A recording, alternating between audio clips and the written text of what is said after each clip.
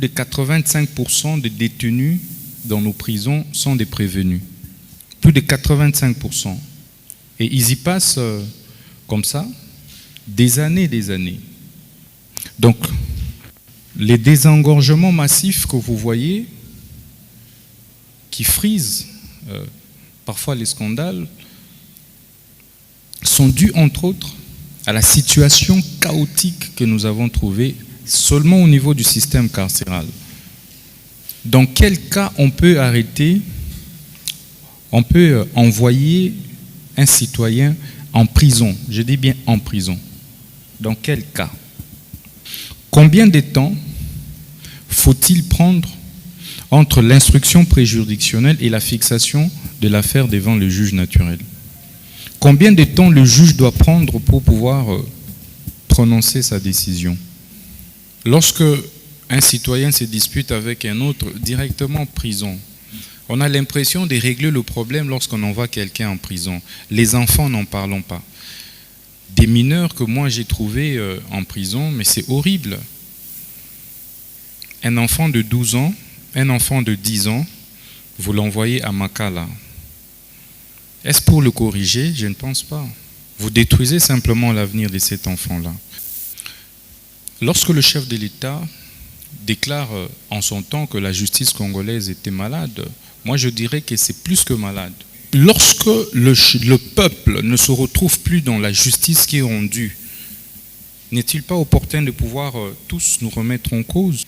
Parce que l'état dans lequel j'ai trouvé les secteurs de la justice est déplorable. Pas de fondation, pas de base, tout est à refaire. Vous voyez vous-même les différentes faiblesses, entre autres, de notre système pénal d'incarcération. Pour votre information, plus de 85% des détenus dans nos prisons sont des prévenus. Plus de 85%. Et ils y passent comme ça des années. Donc, les désengorgements massifs que vous voyez, qui frisent parfois les scandales, sont dus entre autres à la situation chaotique que nous avons trouvée seulement au niveau du système carcéral. Dans quel cas on peut arrêter, on peut envoyer un citoyen en prison? Je dis bien en prison. Dans quel cas? Combien de temps faut-il prendre entre l'instruction préjuridictionnelle et la fixation de l'affaire devant le juge naturel? Combien de temps le juge doit prendre pour pouvoir prononcer sa décision? C'est toutes ces questions qui nécessitent en réalité des réflexions approfondies de notre part en tant qu'intervenants et acteurs du système. Lorsque le chef de l'État déclare en son temps que la justice congolaise était malade, moi je dirais que c'est plus que malade. Parce qu'en réalité, chaque acteur qui est appelé à faire son travail ne l'a pas fait. Les peines alternatives, est-ce qu'il n'y a que les peines d'emprisonnement ou d'incarcération? Non. Il y a toute une panoplie de peines alternatives. Aujourd'hui, il y a un problème d'autoprise en charge alimentaire, mais on a une grande main-d'œuvre. Tous ces jeunes gens délinquants urbains, nous pouvons plutôt organiser pour qu'ils soient condamnés à des travaux forcés et qu'on les envoie faire des champs, par exemple. Ils peuvent faire des champs sur la base d'un bon encadrement. Vous allez également observer que sur le plan...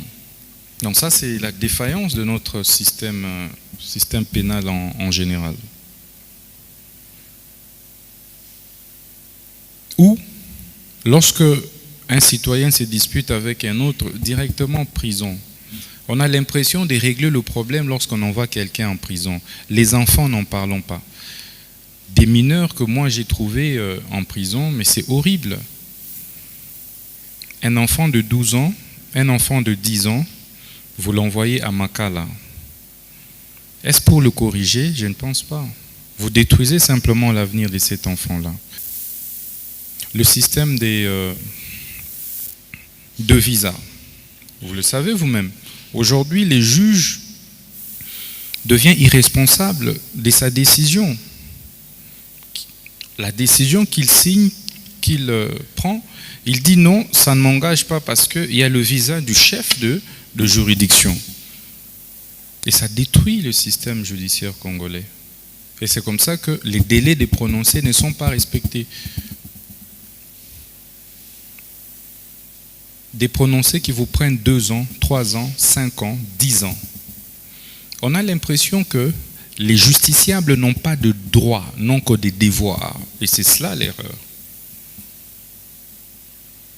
Pourtant, la justice est rendue au nom du peuple congolais. Mais le représentant du peuple congolais par excellence, c'est le chef de l'État. Et cette justice est rendue, est exécutée au nom du chef de l'État. Mais lorsque le peuple ne se retrouve plus dans la justice qui est rendue, n'est-il pas opportun de pouvoir tous nous remettre en cause? Sur le plan du droit des affaires, vous l'avez certainement remarqué qu'il y a eu beaucoup d'abus avant notre arrivée. Je recevais des plaintes tous les jours. Même des collègues membres du gouvernement se plaignaient sur des saisies intempestives des comptes. Il n'y avait plus d'immunité d'exécution. Aujourd'hui, comme vous le savez, vous avez l'arrêt de la Cour constitutionnelle qui casse un arrêt de la Cour de cassation. Dans le fond, qui préjuge du fond. Et donc, du coup, le principe de la séparation des juridictions, des fonctions juridictionnelles, les ordres de juridiction, n'existe pas dans la pratique. Le Conseil supérieur de la magistrature, sur le plan maintenant du fonctionnement, le Conseil supérieur, c'est quoi la nature juridique du Conseil supérieur de la magistrature? C'est un flou. Est-ce que la justice appartient à la magistrature seule? C'est des questions de fond que nous devons nous poser. Non. La justice est une question globalisante qui va au-delà de la légalité, la justice. Donc, qui implique tous les acteurs de la société. Est-ce qu'il n'y a pas moyen aujourd'hui que, au-delà de tout, que le Conseil supérieur de la magistrature soit ouvert? Est-ce qu'il n'y a pas moyen de réfléchir froidement sur une réforme? Les lois ne sont pas des tentes dressées pour le sommeil, un peu disait Rouvillois pour les constitutions. Les lois doivent s'adapter aux réalités. On peut réviser une loi autant de fois que possible. Il ne s'agit pas d'une attaque contre un individu.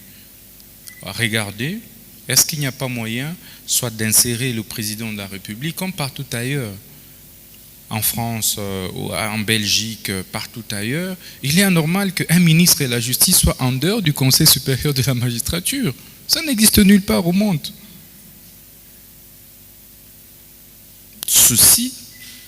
Ceci veut dire, il peut même être un membre simple, mais il doit être là. Parce que c'est lui qui est le bras, qui est le pont entre le pouvoir judiciaire et le pouvoir exécutif. C'est comme ça que vous verrez vous-même que parfois les présidents, le pouvoir judiciaire voit directement la première ministre ou le premier ministre à la place du ministre de la Justice. En fait, ces désordres-là, ça n'aide pas. On ne sait pas on est dans quel système. C'est pourquoi le gouvernement de la République, par notre entremise, va procéder aux réformes. Et c'est pourquoi j'avais eu l'autorisation du gouvernement de la République pour rapidement mettre en place une petite commission comme cela pour travailler sur ces réformes, afin que tous les acteurs, toutes les parties prenantes puissent apporter leurs inputs et que ces réformes soient inclusives. La société civile, les magistrats, les syndicats des magistrats, le ministère de la Justice et bien d'autres structures, la présidente de la République, tout le monde soit là et que nous puissions prendre des réformes qui puissent aider réellement le pays. La primeur des réformes sera réservée au magistrat suprême.